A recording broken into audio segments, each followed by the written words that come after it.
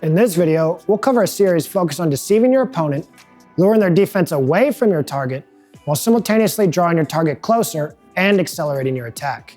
This technique is particularly effective against counterfencers and those who rely heavily on parrying with their sword. Here's what we'll cover in the video. First, we will cover ward. Second, we will do a basic movement breakdown. Third, we will cover the details of each step. Fourth, we will cover the underlying concepts. And fifth, we will review with live footage. If you're interested in more content, then subscribe. Ward. This series can be done from any ward that has an easy thrust forward. Basic movement breakdown. Step 1. Thrust your sword forward palm up while doing an advancing lunge forward. Step 2. Begin a back edge counterclockwise wheel cut, cutting first to 5 o'clock, then bring it around full circle into a descending front edge cut at 11 o'clock. As your cut descends, lean to the left while advance lunging, and at the same time, cross parrying with your dagger to the right. Step 3.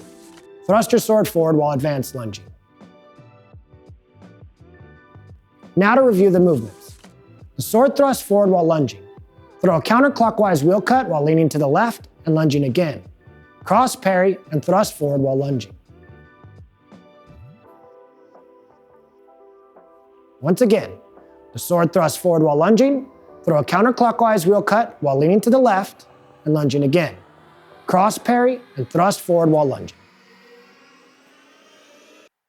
Movement details.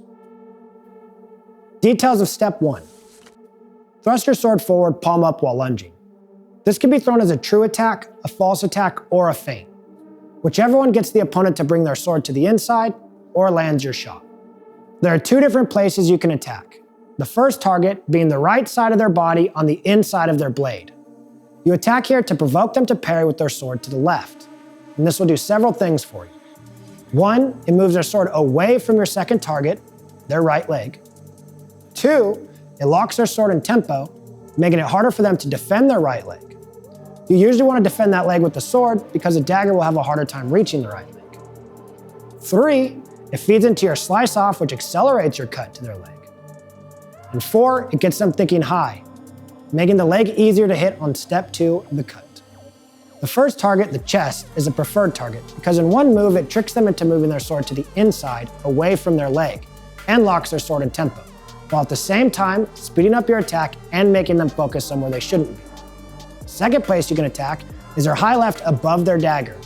This is where you want to attack if trying to provoke their sword doesn't work. They mainly parry with the dagger, or you want a higher chance of them thrusting at you. Attacking here will provoke them to parry up and to the left with the dagger, still allowing you to slice off the dagger and get them thinking high. However, this version does not lock their sword in tempo, which is okay. That just means they're more likely to attack into the cut that you want to land on the third step.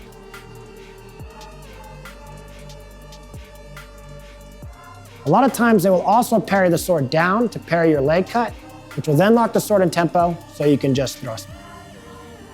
Details of step 2. Begin a false edge wheel cut, cutting first to 5 o'clock, then bring it around full circle into a descending true edge cut at 11 o'clock. As your cut descends, lean to the left and lunge while your dagger cross parries to the right.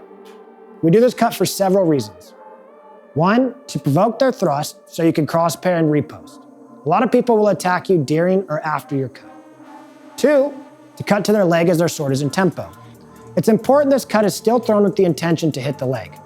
Sometimes the opponent will pull the leg back and lean the body forward while thrusting at you, which feeds into what you want anyway so you can get that cross parry and riposte. 3, if they bring their sword down to parry the leg cut, it opens up your thrust to their chest. You lean to the left to void and strengthen your cut. It also brings your cut at a really weird angle, which throws a lot of opponents off. The reason the dagger cross parries to the right is to parry the opponent's thrust. That usually comes during or after your cut.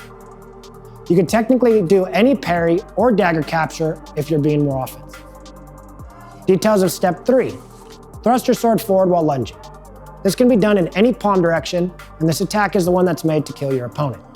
Optional step 1. You can open up with a feint to their outside before going into the series. I will usually do this if the series is not working. Doing it after you try the series a couple times will really sell it, and it makes it a lot easier to land, especially because now you've primed up their movements. Now let's review once again. The sword thrusts forward while lunging, throw a counterclockwise wheel cut while leaning to the left and lunging again. Cross parry and thrust forward while lunging.